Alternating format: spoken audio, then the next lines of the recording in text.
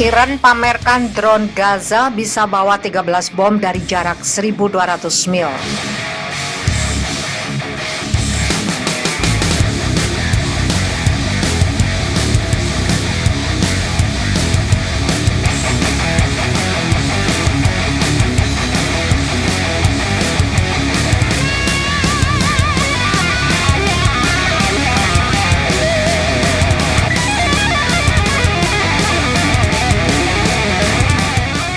Garda Revolusi Iran mengungkap kepemilikan teknologi senjata terbaru berupa pesawat tidak berawak bernama Gaza. Pemberitaan itu disiarkan oleh TV pemerintah Iran ketika periode ketegangan memuncak antara Israel dan Palestina minggu lalu. Menurut laporan tersebut, drone Gaza dapat membawa hingga 13 bom lebih dari 1.200 mil dan memiliki durasi penerbangan 35 jam. Kami menyebutnya Gaza sehingga insya Allah bisa menjadi kehormatan abadi bagi mereka yang melawan invasi Zionis, kata Komandan Garda Revolusi Iran, Jenderal Hussein Salami kepada AP pada Jumat 21 Mei. Siaran TV pemerintah itu juga mengungkap kemampuan pesawat tidak berawak Gaza. Teknologi ini digunakan untuk pengawasan militer, pertempuran, misi pengintaian. Penggunaan lainnya adalah untuk memantau hutan, membantu operasi penyelamatan, dan memberikan bantuan dalam bencana alam seperti banjir dan gempa bumi. Iran tidak mengakui Israel dan mendukung kelompok militan anti-Israel seperti milisi Palestina dan Hizbullah Lebanon. Solusi dua negara. Sementara itu, kabar gencatan senjata di jalur Gaza pada Kamis 20 Mei disambut baik negara tetangga lainnya. Turki menjadi salah satu negara kawasan yang memberikan reaksi positif atas capaian minggu lalu. Namun negara itu juga menyerukan perlunya solusi dua negara untuk memastikan berakhirnya konflik secara permanen. Pada Jumat 21 Mei, Kementerian Luar Negeri Turki menyatakan Turki mengharapkan komunitas internasional dan terutama Dewan Keamanan PBB untuk bertindak mengakhiri penganiayaan sepenuhnya terhadap warga Palestina.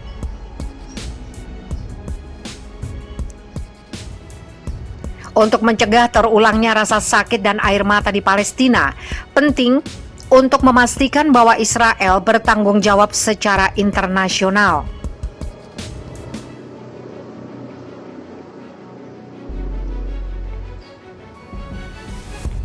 atas kejahatannya dan mencabut blokade tidak manusiawi yang diberlakukan Gaza.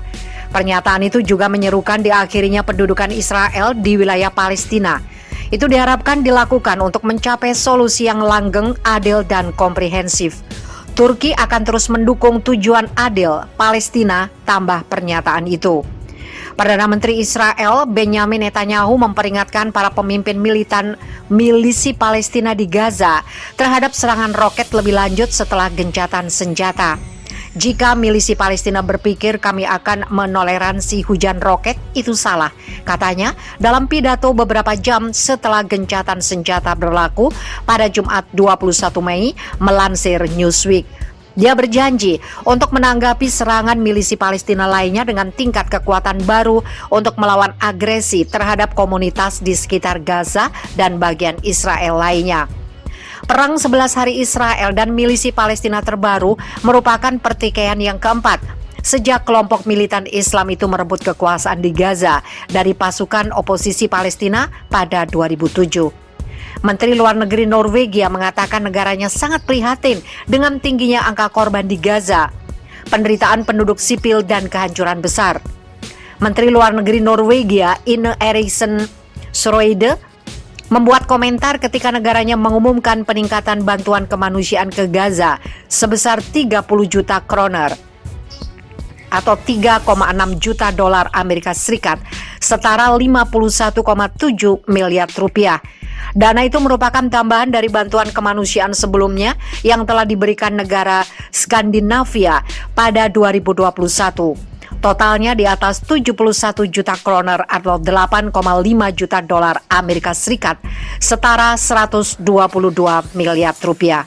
Uang tersebut akan disalurkan melalui Perserikatan Bangsa-Bangsa dan organisasi kemanusiaan. Dalam pernyataan terpisah, Jen Eklund, Kepala Dewan Pengungsi Norwegia mengatakan, sekarang setelah senjata akhirnya diam. Jangan kita salah mengira ketenangan itu sebagai normalitas.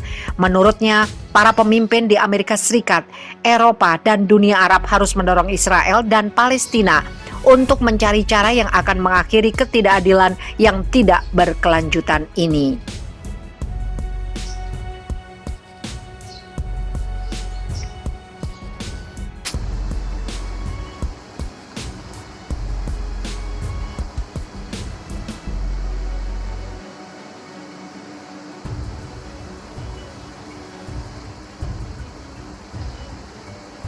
Warga Palestina serang 2 warga Israel di Yerusalem.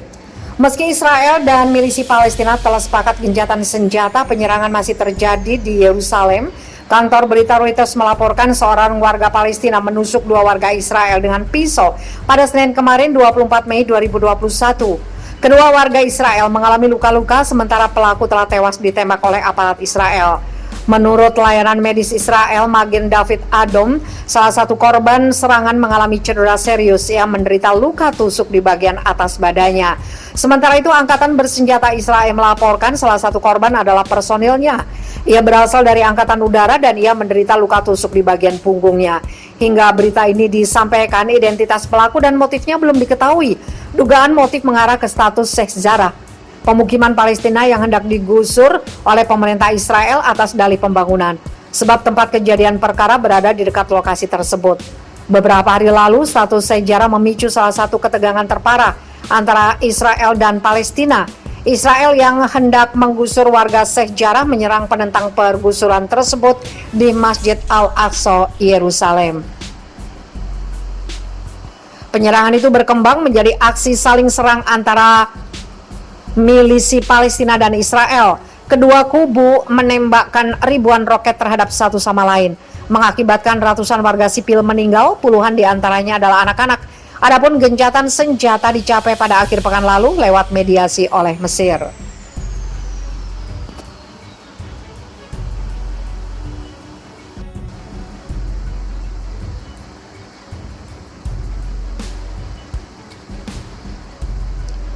Suara Erdogan untuk Palestina paling nyaring, dunia wajib tahu yang dilakukan negara teror Israel.